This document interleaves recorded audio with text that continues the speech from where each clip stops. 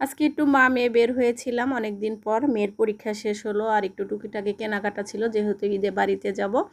আর কেনাকাটা শেষ করলাম। এটা হলো আলিশান, শেরপুরে আলিশান তো পুড়িয়ে দিয়েছিল, এরপর ঠিক করেছে। ঠিক করার পরে আমরা মা মেয়ে গেলাম, যে একটু অর্ডার করলাম। নাচোস অর্ডার করেছিলাম, এরপরে হটডগ অর্ডার করেছিলাম। আমার মেয়ে তো বাইরে গেলে শুধু পাস্তা আর কি খাবে, সে পাস্তা অর্ডার করেছিল, তার পাস্তা অনেক পছন্দ। আর অনেক দিন পরে আসলাম, আর আলিশানের নামটাও চেঞ্জ করেছে। আর আমার কাছে আসলে শেরপুরে আলিশানটাই ভালো লাগে, পরিবেশটা অনেক সুন্দর।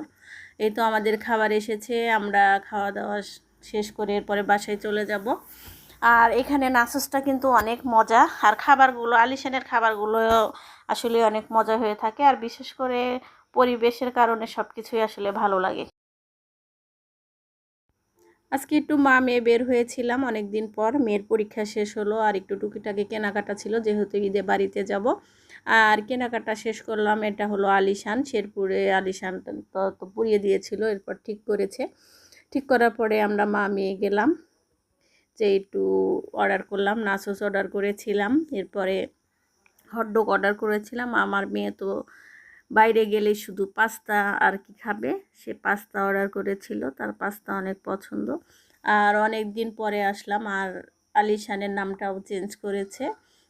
আর আমার কাছে আসলে শেরপুরে আলিশানটাই ভালো লাগে, পরিবেশটা অনেক সুন্দর। এই তো আমাদের খাবার এসেছে, আমরা খাওয়া দাওয়া শেষ করে এরপরে বাসায় চলে যাব।